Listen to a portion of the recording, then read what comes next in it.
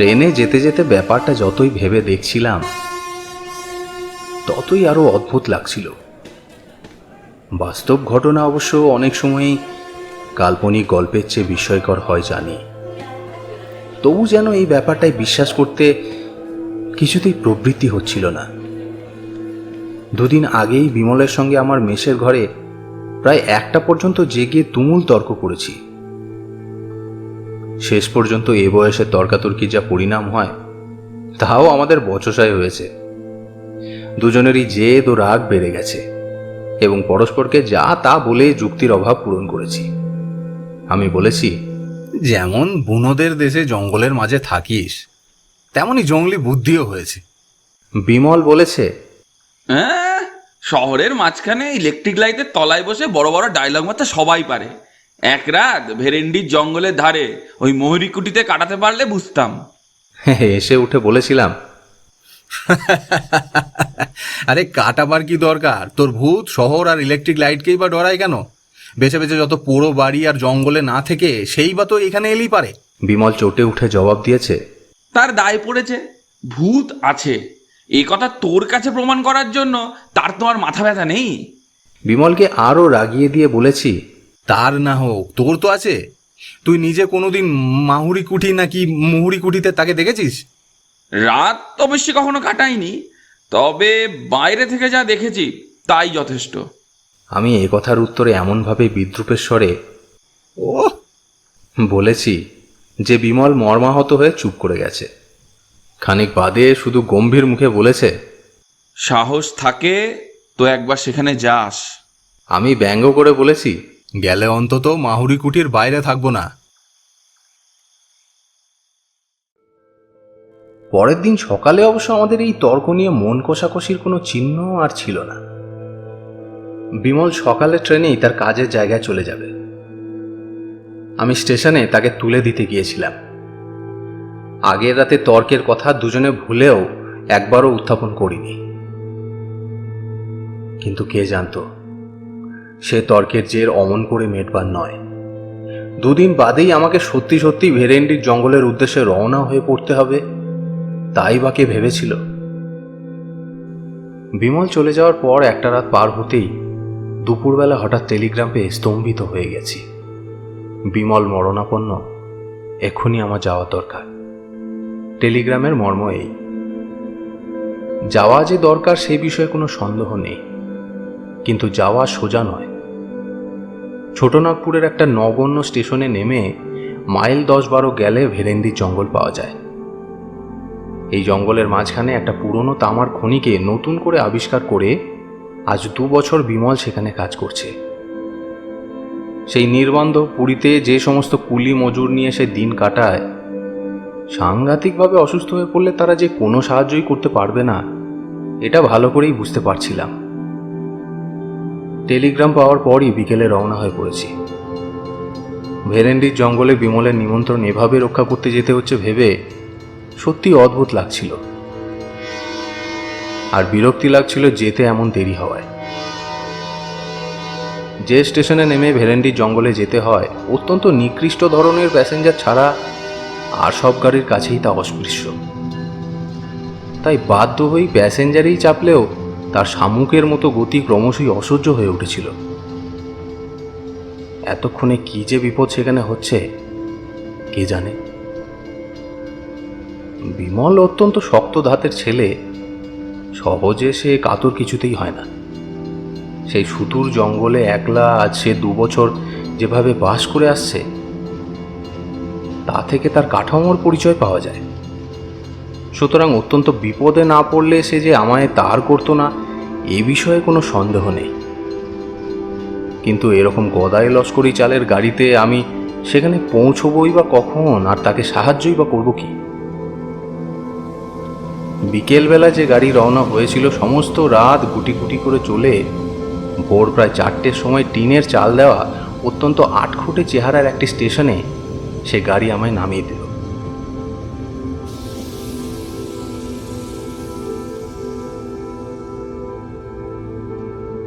Platform বলতে কাঁকড় ফেলা খানিকটা জায়গা। ট্রেনের সবকটা পাদানি বেয়ে সেখানে নামতে হয়। স্টেশন নয়, মনে হলো যেন জনহীন কোনো প্রান্তরে এসে নেমেছি। শীতের রাত্রে ভোর 4টের সময় বেশ অন্ধকার থাকে, তার উপর গাঢ় কুয়াশায় স্টেশনের একটি মিটমিটে তেলের বাতি প্রায় অদৃশ্যই হয়ে গেছে। প্ল্যাটফর্মে জনমানব কেউ আছে বলে মনে হলো না।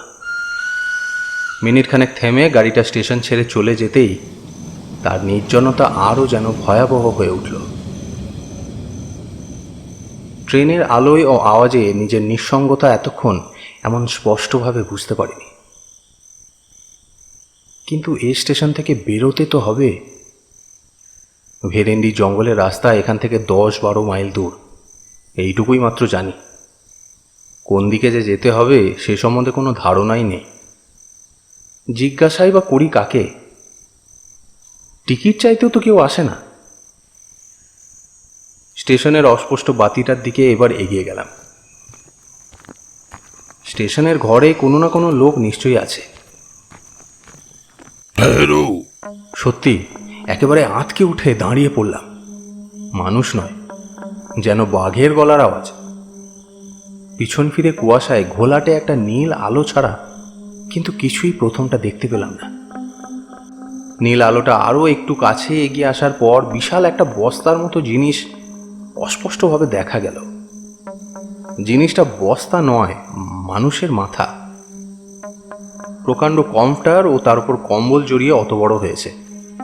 সেই কম্বল ও কমফটারের সামান্য একটু ফাঁকের মধ্যে এবার প্রকাণ্ড একজোড়া গোঁফ ও দুটি জলজলে চোখ দেখা গেল। শরীরের অন্যান্য অংশ অন্ধকারে অস্পষ্ট। সত্যি প্রথমটা কেমন যেন হতবুদ্ধি হয়ে গিয়েছিলাম। সেই কম্বল জড়ানো মুখ থেকে গম্ভীর বাঁশ খায় গলায় টিকিট শুনেও যেন প্রথমে ব্যাপারটা ভালো করে বুঝতে পারিনি। আবার আওয়াজ এলো, টিকিট কোথায়?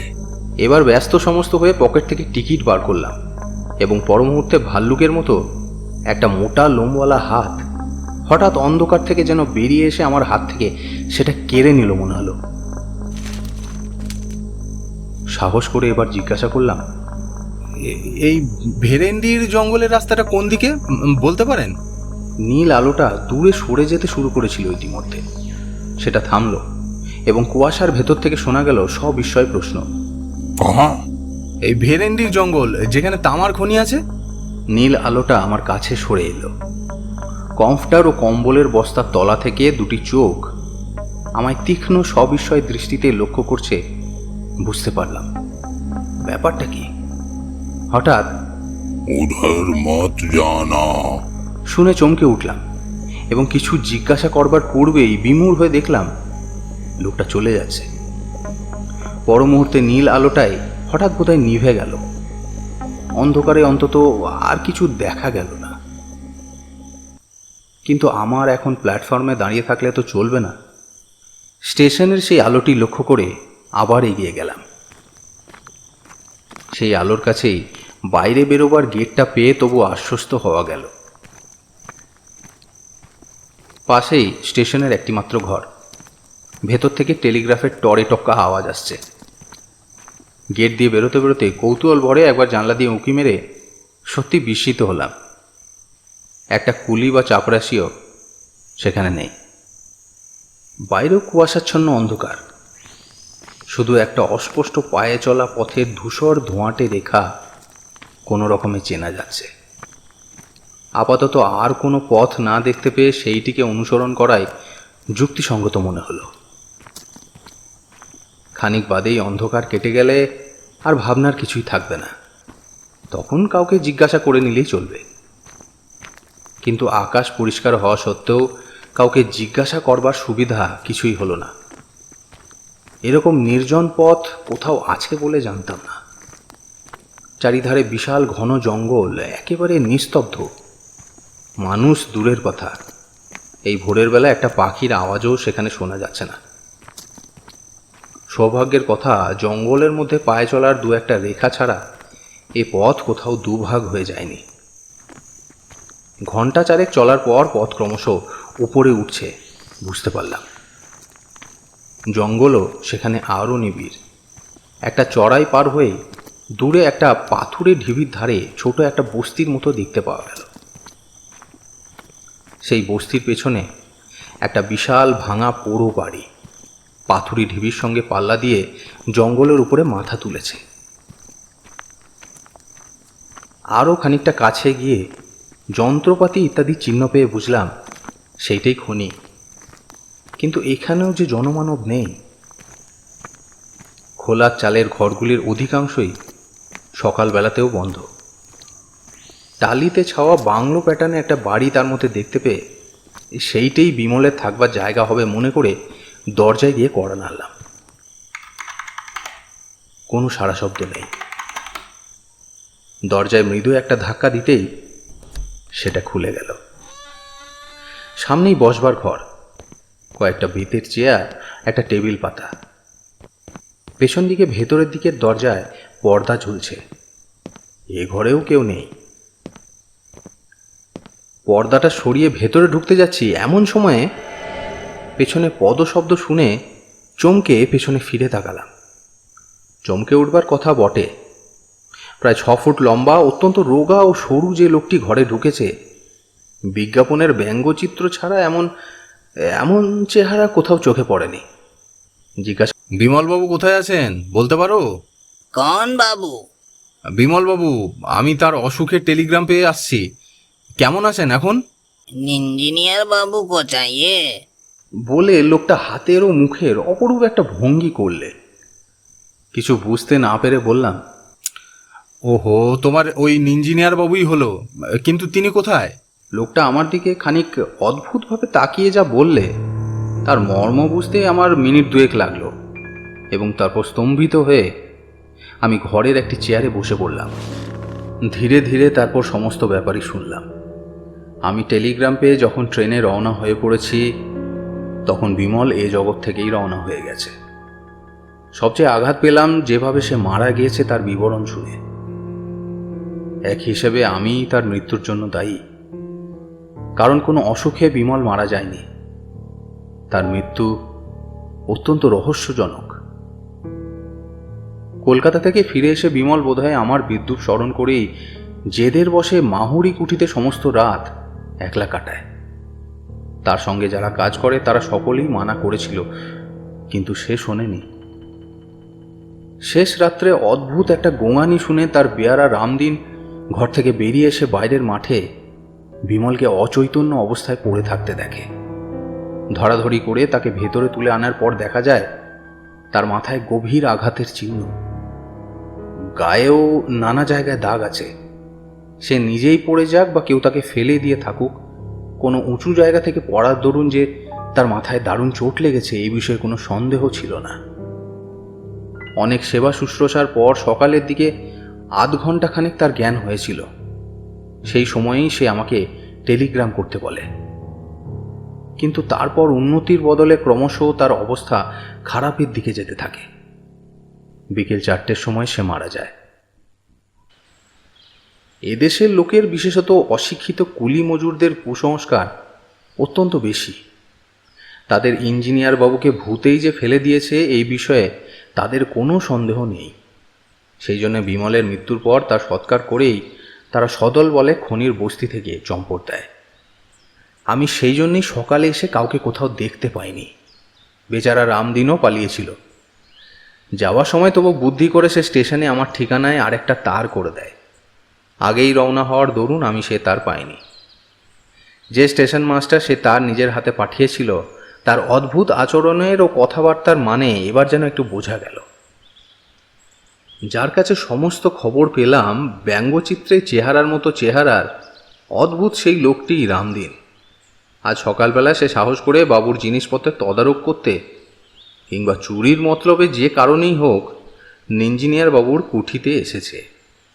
সমস্ত ব্যাপার শোনবার পর আমার মনের অবস্থা যা হলো তা বর্ণনা করা অসম্ভব। বিমলের এ পরিণামের কথা আমি স্বপ্নেও ভাবতে পারিনি। কিন্তু এ ব্যাপারের পর চুপ করে চলে যাওয়া আমার পক্ষে অসম্ভব। ভূতই হোক আর যাই হোক, এ ব্যাপারে রহস্যভেদ আমায় করতেই হবে। আমার সংকল্প আমি তখনই ঠিক করে ফেলেছি।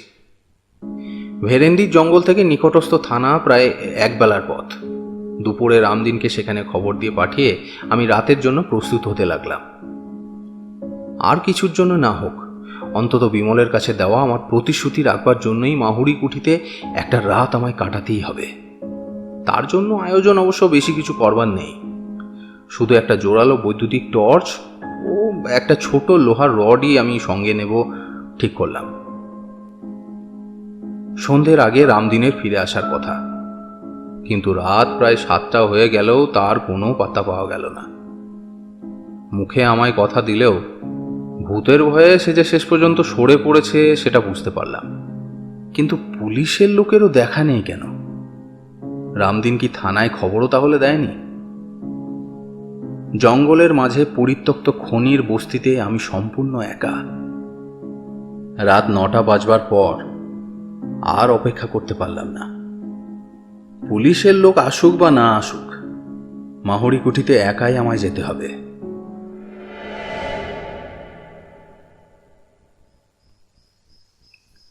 বিমলের বাংলো থেকে মাহুরি কুঠি বেশি দূরে নয়। দিনের বেলা বাড়িটিকে ভালো করে লক্ষ্য করে দেখেছি।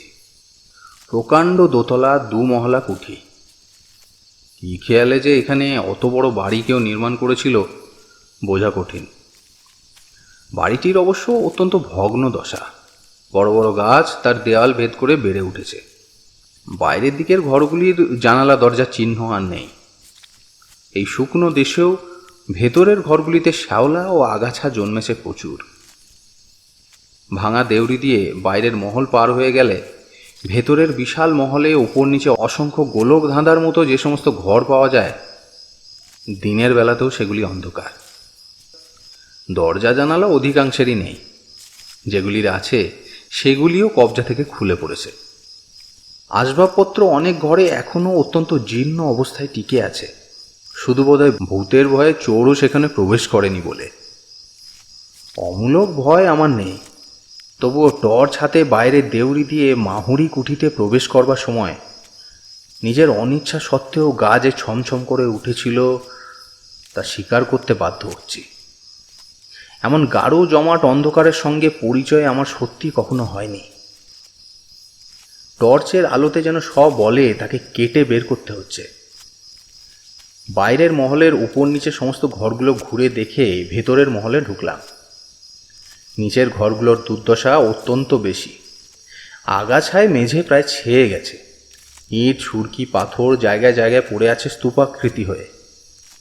ঘরগুলিতে ঢোকাও বিপজ্জনক। সে সমস্ত ঘর ছেড়ে এবার ভগ্নপ্রায় সিঁড়ি দিয়ে দোতলায় উঠলাম।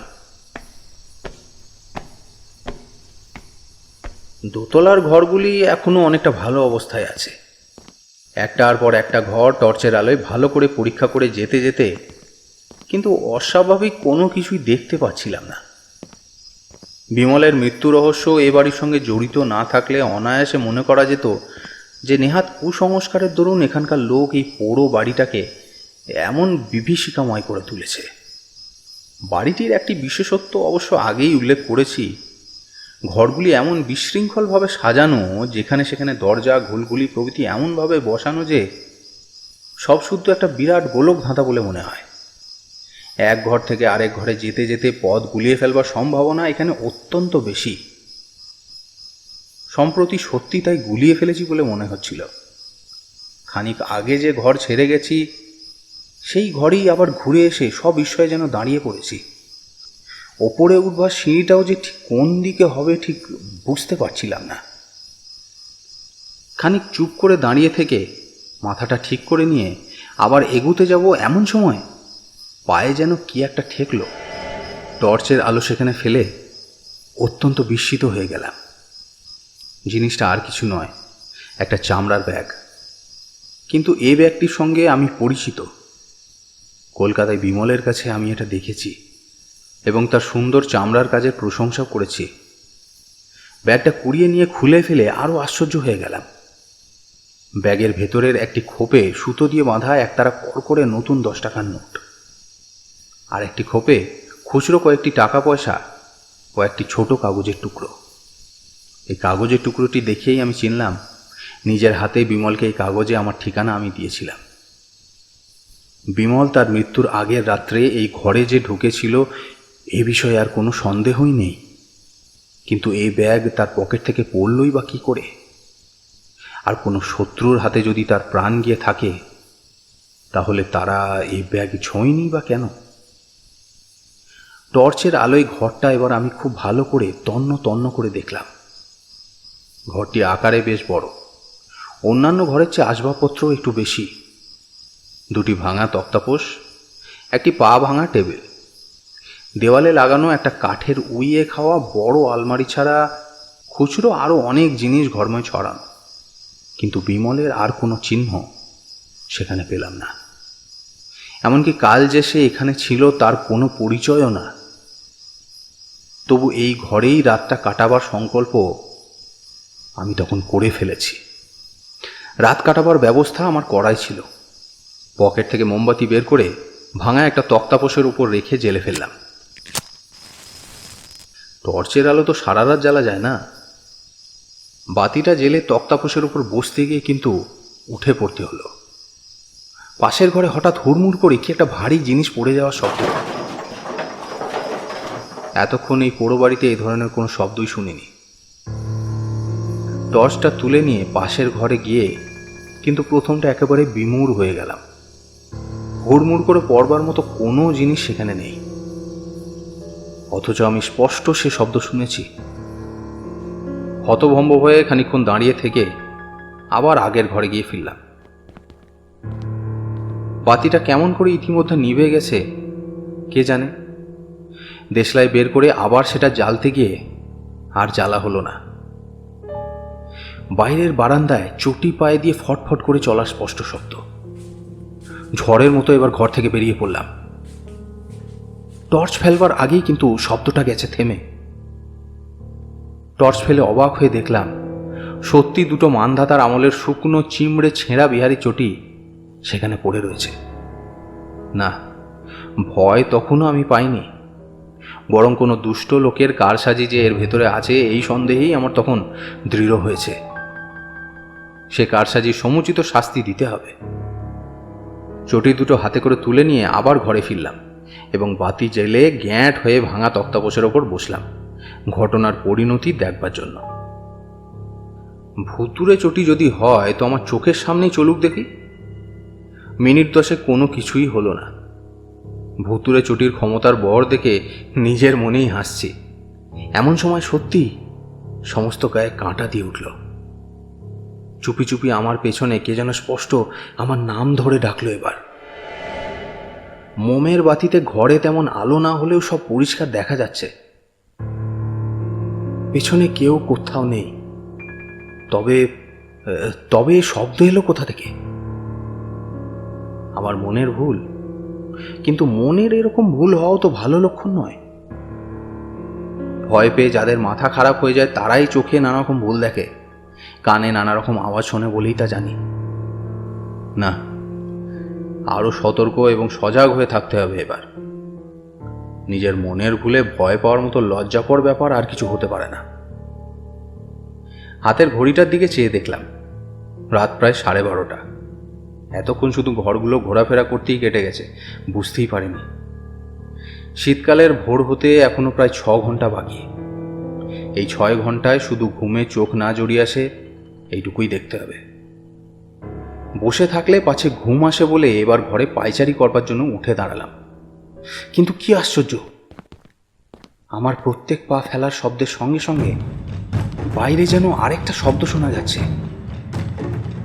সে যদি কারো পায়ের শব্দ হয় তাহলে তার চেহারাখানা যে কীরকম তা কল্পনা করাও কঠিন।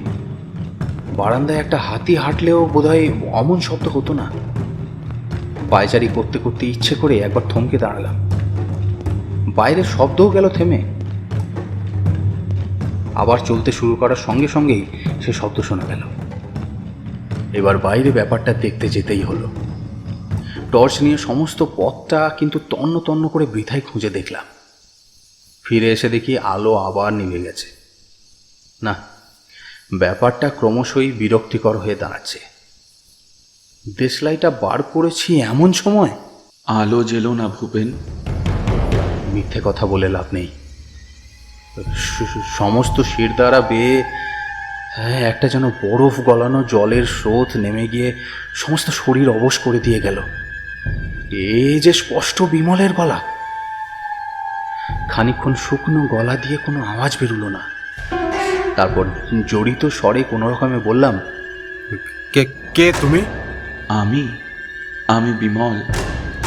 দোহাই তোমার, আলো জেলো না। কেন? তাহলে আমার এখানে থাকা হবে না। তোমাকে দুটো কথা বলে যেতে চাই, তাও বলতে পারবো না। তুমি ভয় পেয়েছো ভূপেন? ধরা গলায় ঢোক গিলে বললাম, না। তাহলে টর্চ না জেলে এগিয়ে এসে এই তক্তাপোষটায় বসো। আমি হাতড়ে হাতড়ে তক্তাপোষটায় এসে বসলাম। অন্ধকারে আবার শোনা গেল, তুমি আসাতে কি খুশি যে হয়েছি বলে বোঝাতে পারি না। কথাটা শুনে নিজে যথেষ্ট খুশি না হলেও বললাম, তাই নাকি? হ্যাঁ, তুমি না এলে আমায় এইখানে কত কাল বন্দি হয়ে থাকতে হতো কে জানে। কেন? দুটো দরকারি কথা না বলে আমি পৃথিবী ছেড়ে যেতে পারছি না। পৃথিবী ছেড়ে কোথায়? খানিকক্ষণ কোনো উত্তর পাওয়া গেল না। আবার জিজ্ঞাসা করলাম, কোথায় বললে না? সে কথা জানতে চেও না, তোমাদের জানবার অধিকার নেই। ও, কিন্তু তুমি কি বরাবর এখানে আছো? বরাবর। যতক্ষণ তুমি এসেছো তোমার পাশে পাশে ঘুরে বেরিয়েছি। এখন একটু তোমার পাশে বসবো? না না, কি দরকার? কিন্তু ওসব শব্দ টব্দ কি তুমি করছিলে? আমি? না না, আমি নই। ওরা করেছে সব। ওরা? হ্যাঁ, ওরাও আছে।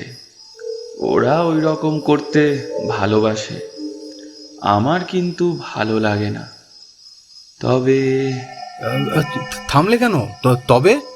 তবে অনেক দিন পৃথিবীতে থাকতে হলে বিরক্তি আসে, তখন ওই সব বদখেয়াল হয় আর কি। ওরা কি অনেক দিন আছে? অনেক দিন। যদুমল তো মানসিংহের সঙ্গে মানসবদার হয়ে এসেছিল, আর দেবদত্ত অশোকের সময়ের। এতদিন ওরা কেন এখানে আছে? কি করবে, মায়ার বন্ধন। যদুমল এখানকার এক রাজকোষ লুট করবার সময় দামি একটা মতির মালা পেয়ে এক জায়গায় লুকিয়ে রেখেছিল। সেই লুকোনো জায়গার কথা কাউকে জানাবার আগেই তলোয়ারের খোঁচায় মারা যায় বলে বেচারার আজও মুক্তি হলো না। একটু উৎসুকভাবে বললাম, কাউকে জানালেই তো পারে। হুম, যাকে তাকে জানালে হবে না। ওর বংশধর, আত্মীয় স্বজন, অন্তত দেশের লোক না হলে জানাবার উপায় নেই। অর্থাৎ মারোয়ারি চাই? কিন্তু মারোয়ারিরা আবার এধার মারায় না। যোধমল সম্বন্ধে নিরুৎসাহ হয়ে বললাম, আর দেবদত্ত? দেবদত্ত? দাঁড়াও, জিজ্ঞেস করে দেখি। দেবদত্তের উদ্ধার হওয়া আরো শক্ত। কেন? অশোকের সময় ও মঞ্জুশ্রী না ধ্যানশ্রীর কি একটা মূর্তি গড়েছিল। সেটা এখনো আবিষ্কৃত হয়নি বুঝি? কোথায় সেটা? আমি না হয় প্রত্নতত্ত্ব বিভাগে একটা... না না, আবিষ্কৃত হয়েছে বই কি, কিন্তু পণ্ডিতরা তর্কাতর্কি করে তার নাম নিয়ে বাঁধালে গোল। কেউ বলছে সেটা দেবী মূর্তিই নয়, কেউ বলছে কি বলে প্রজ্ঞা পারমিতা। তাতে কি? চুপ চুপ, দেবদত্ত একেবারে ক্ষেপে উঠবে এখনই। তাতেই তো সব। নাম ঠিক হওয়া না দেখে ও কিছুতেই যেতে পারছে না এখান থেকে। আমি না এলে তুমিও যেতে পারতে না? বোধ হয় না। ওইসব বদ খেয়াল? তাও হয়তো হতো। এখনই তো মাঝে মাঝে কিরকম নিষ্পিস করছে। কি কি নিষ্পিস করে? হাত? একটু হাসির শব্দ শোনা গেল। হাত তাকে বলে না, তবে গলার স্বরে অত্যন্ত অস্বস্তি বোধ করে বললাম, যাকগে ভাই, তোমার কি কথা ছিল না, যা বললেই তোমার ছুটি? হ্যাঁ, ছুটি, একেবারে ছুটি। একটু ভয়ে ভয়ে জিজ্ঞাসা করলাম, বলা হলেই তুমি চলে যাবে? তৎক্ষণাৎ। কিন্তু তুমি চলে গেলে এই এই যোধমল আর দেবদত্ত? না না, তোমার কোনো অনিষ্ট করবে না ওরা, আমার বারণ আছে। তবে বলো এবার। এই বলছি। ও আবার কি? ও কিছু না। কিন্তু হেঁচকির মতো শোনালো যেন। পাগল, হেঁচকি কোথায়? কিন্তু আমরা তো ওকে হেঁচকি বলি। আমরা বলি না। তবে কি ওটা? ও আমাদের ভৌতিক দেহের বুৎকার। বুৎকার কি? ও কথার মানে তোমরা বুঝবে না, ওটা এই জগতের কথা। ও জগতের কথা আলাদা নাকি? এতক্ষণ তো বেশ বাংলায় বলছিলে। অনেক কষ্টে অনুবাদ করে বলতে হচ্ছিল, কিন্তু বুৎকারের অনুবাদ হয় না। না ভাই, এটা হেঁচকি। হুম, বুৎকার। আমি তাহলে আলোটা জ্বালছি। দোহাই তোমার, এখনো আমার কথা বলা হয়নি। কথা তুমি পরে বলোখন, এখন একটু জলের চেষ্টা দেখি। আমাদের জল লাগে না, আলো জ্বাললেই আমায় চলে যেতে হবে। তা না হয় খানিক চলে গিয়ে তোমার এই বুৎকারটা থামিয়ে এসো। বলে সত্যি দেশলাই বের করে মোমবাতিটা জ্বেলে ফেললাম। কিন্তু এ কি, ঘরে যে কেউ নেই, এ কি ব্যাপার? বিমল, তুমি আছো এখানে? বিমলের কোনো উত্তরের বদলে শোনা গেল, কয়েক সেকেন্ড মাত্র বিমূঢ় হয়ে দাঁড়িয়ে থাকবার পর আমার মনে আর কোনো সংশয় রইল না। এগিয়ে গিয়ে কড়া দুটো ধরে সজোরে কাঠের আলমারির পাল্লা দুটো আমি খুলে ফেললাম। হে কি বিমল, তুমি সশরীরে? বিমলের গলা থেকে বেরোলো, ব্যাপারটা এতক্ষণে বোধহয় অনেকখানি বোঝা গেছে। হেঁচকিটুকু উঠে সব না খেঁচড়ে দিলে বিমলের ফোন দিকে সার্থক বলা চলতো। তার টেলিগ্রামে আমি বিশ্বাস করেছিলাম, এবং আগের দিন মাইল 10 দূরের এক মস্ত মেলার জন্যে খনির লোকজনকে ছুটি দেওয়ায় তার অন্যদিকে সুবিধা হয়ে গিয়েছিল। শুধু রামদিনকে ষড়যন্ত্রের মধ্যে তাকে টানতে হয়েছিল। পোড়ো বাড়িতে তার দুর্মুষ ফেলা ও পেটানোর আওয়াজের যে নমুনা সে দেখিয়েছে, তাদের তারিফ তাকে অবশ্যই করতে হয়। অবশ্য স্টেশন মাস্টারের অদ্ভুত মূর্তি ও আচরণ বিমলের ফোন দিকে সাহায্য করবে, এই কথা সেও ভাবেনি। শুনছিলেন প্রেমেন্দ্র মিত্রের লেখা মাহুরি কুঠিতে এক রাত ছোট গল্প অবলম্বনে রচিত অডিও স্টোরি কুঠি বাড়ির রহস্য। গল্পের সূত্রধর ও গল্প পাঠে আমি ইমরান, চরিত্রায়নে শুভ্রাঞ্জন ও Imran, poster and sound design Imran. আমাদের এই নতুন চ্যানেলটি আপনাদের কেমন লাগছে অবশ্যই আমাদের লিখে জানান। আরও নতুন নতুন এবং রোমাঞ্চকর গল্পে আপনার অবসর সময় অতিবাহিত করতে অবশ্যই সাবস্ক্রাইব করুন আপনার অবসরের সঙ্গেই আমাদের এই ছোট্ট চ্যানেলটিকে। সঙ্গে থাকুন এবং শুনতে থাকুন শব্দ গল্পদ্রুম।